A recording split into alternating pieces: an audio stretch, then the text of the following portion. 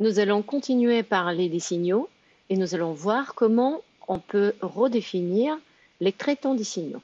Nous avons vu qu'il existe plusieurs types de signaux et nous en avons listé quelques-uns qui sont souvent utilisés.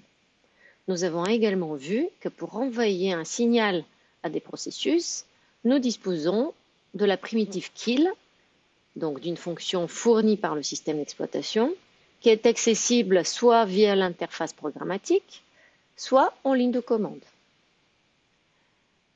Maintenant, on va regarder comment redéfinir le traitant par défaut d'un signal.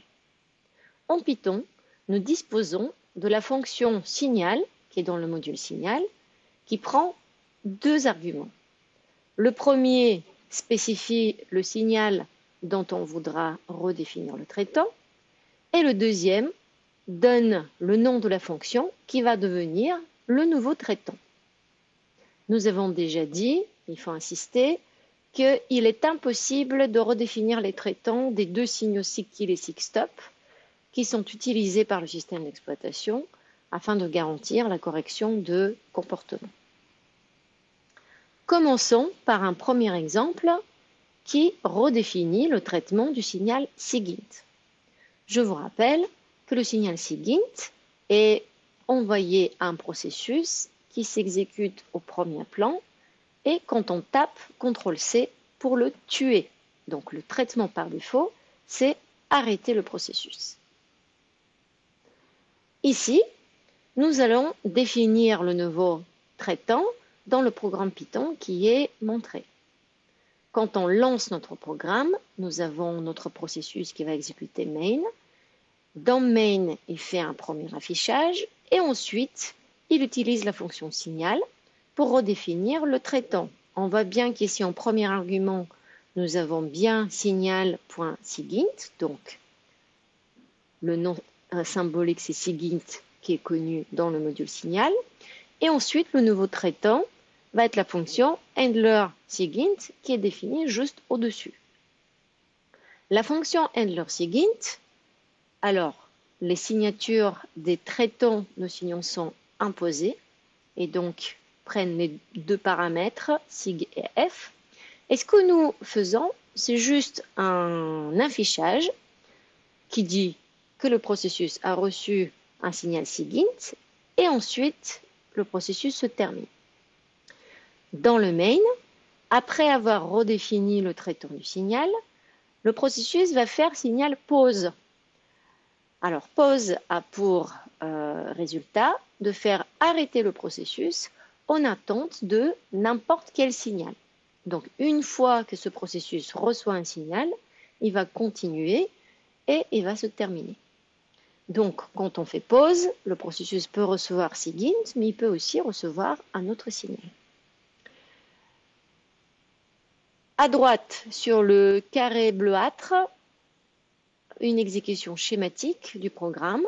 Donc si je lance le programme SIGINT-P, je peux taper CTRL-C et dans ce cas-là, ce signal va être reçu, il va être traité, le nouveau traitant va être appliqué et donc nous allons voir l'affichage « Je suis numéro de processus et j'ai reçu SIGINT ».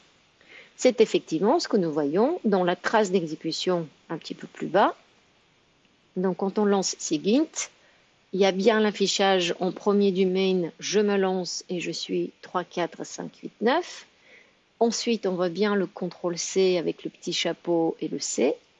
Et on voit le traitant affiché, je suis 3, 4, 5, 8, 9 et j'ai reçu SIGINT. Ce qui nous montre que nous avons bien réussi à redéfinir le traitant par défaut. Ici, dans notre traitant, on a fait le processus s'arrêter. Donc on a mis le exit. Mais il se peut très bien que cet exit ne soit pas là et que donc le processus continue à s'exécuter, ce qui ferait qu'avec CTRL-C, il ne sera plus possible de le terminer. Passons maintenant à un deuxième exemple où nous allons jouer avec le signal SIG-alarme. Pour envoyer un SIG-alarme à un moment donné, nous avons la fonction alarme dans le même module signal. Alarme prend en paramètre un entier, nombre secondes, et a pour effet de envoyer un signal SIG alarme au bout de environ nombre sec secondes. Voici le programme que nous allons considérer. Nous avons donc notre processus qui démarre avec l'exécution de la fonction main. Et dans main, il redéfinit le traitement du signal SIG alarme en disant que le nouveau traitant va être la fonction handler. La fonction handler imprime trop tard et termine le processus. Après avoir redéfini le traitant, nous armons une alarme, donc nous planifions une alarme qui devrait se déclencher au bout d'à peu près 5 secondes.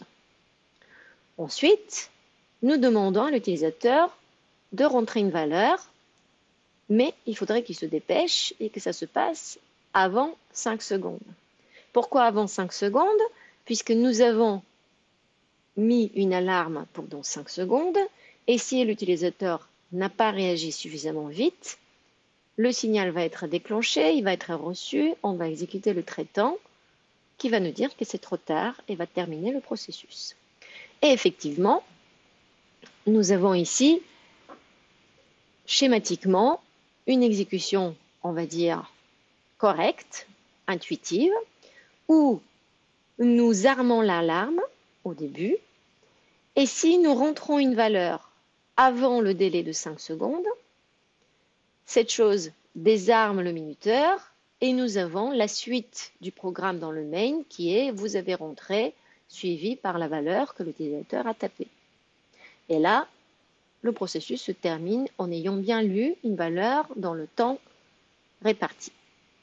Il se peut quand même que le délai s'écoule sans que l'utilisateur ait pu rentrer une valeur et dans ce cas-là, il va y avoir le signal exécution du handler et donc le programme va nous dire trop tard avant de se terminer. Voici une trace d'exécution dans les deux cas. Donc dans le premier cas, je lance alarme pi et je rentre une valeur avant le délai de 5 secondes. Donc le programme me répond bien, vous avez rentré 10. Alors que dans le deuxième cas, je prends un petit peu plus de temps, je ne rentre pas de valeur avant les 5 secondes et le programme me dit bien qu'il est trop tard. Passons enfin à un troisième exemple important qui joue sur la synchronisation père-fils, puisque nous avons vu que les pères doivent s'occuper de leurs fils et doivent s'occuper de leur terminaison pour ne pas laisser de processus zombie. Nous avons également vu que tous les fils, quand ils se terminent, envoient un signal SIGCHILD à leur père, mais que le traitement de base est vide, c'est-à-dire le signal est ignoré. Ce que nous pouvons faire, c'est donc programmer un traitement de ce signal pour pouvoir récupérer et donc nettoyer les processus fils de manière automatique. Le schéma de ce que nous allons faire est le suivant, montré dans le carré bleu. Le processus qui va créer des processus fils et qui voudrait récupérer ces fils de manière automatique va redéfinir le traitant par défaut pour le signal SIGCHILD en donnant une nouvelle fonction exécutée. Ensuite, il va créer un certain nombre de fils, mais leur terminaison et leur attente va être gérée par le traitant. Qu'est-ce qu'on fait dans le traitant? Donc dans la fonction handler, nous avons l'appel à la fonction d'attente d'un fils. Par contre, ici, quand on fait waitPID, donc quand on attend un fils, au lieu d'utiliser une valeur particulière, on utilise -1 qui veut dire j'attends n'importe lequel de mes fils. Je l'attends, je récupère et ensuite je peux faire des choses en utilisant les informations de terminaison. Mais en ayant exécuté waitPID, le processus fils n'a pas de risque à devenir zombie. Regardons cette chose-là en application. Ici, nous avons la première partie du programme Python correspondant où nous avons le traitant. Donc le traitant, c'est la fonction handler. qui commence par un affichage comme quoi je suis le processus de tel numéro et j'ai reçu SIGCHILD, c'est-à-dire j'ai reçu l'information qu'un processus fils à moi, c'est terminé. Je récupère l'information sur un fils qui s'est terminé, un fils quelconque. Je récupère le status et derrière, je peux vérifier si le fils s'est terminé normalement ou s'il s'est terminé anormalement. La suite, c'est la fonction main où le père commence par un affichage, redéfinit le traitant de signal SIGCHILD en disant bien que le nouveau traitant, c'est la fonction handler que nous avons vue sur le transparent précédent. Et là, à la suite, nous allons créer deux fils. Alors, on va le faire de manière séquentielle. Il y a premier fork. Ensuite, on fait un test sur la valeur de retour. Donc, si c'est le fils, il va faire un affichage. Si c'est le père, il va refaire un fork pour créer un deuxième fils. Si c'est le deuxième fils, il va refaire un affichage. Et si c'est le père, il va faire une boucle où il va dormir pendant une seconde et ensuite va imprimer le numéro d'itération. À la fin, tous les processus, donc le père et les deux fils, vont imprimer j'ai terminé et vont terminer leur exécution. Regardons une trace d'exécution. Alors, nous avons d'abord l'affichage du père qui dit mon PID est 1701 et ensuite nous voyons l'affichage du premier fils qui dit que son PID est 1702. Le fils, il ne fait pas grand-chose, donc il arrive vite dans l'instruction qui dit j'ai terminé 1702. Ensuite, on voit le fils qui fait, le deuxième fils qui fait la même chose. Mais ensuite, on voit le traitement des signaux qui ont été envoyés.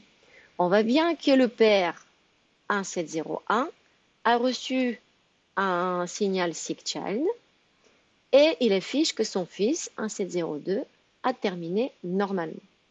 La même chose pour le deuxième fils, il a reçu le signal SIGCHILD et 1703 a terminé normalement. Donc cette chose-là est faite automatiquement en utilisant le mécanisme de traitement des signaux et ensuite le père peut continuer son exécution sans se préoccuper des attentes et des terminaisons de ses fils.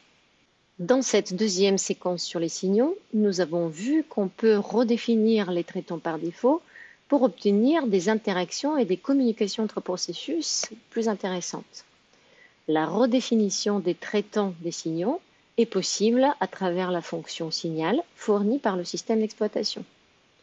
La redéfinition n'est pas possible pour deux signaux particuliers, SIGKILL et SIGSTOP, qui sont réservés au système et lui permettent à garantir le bon fonctionnement des applications.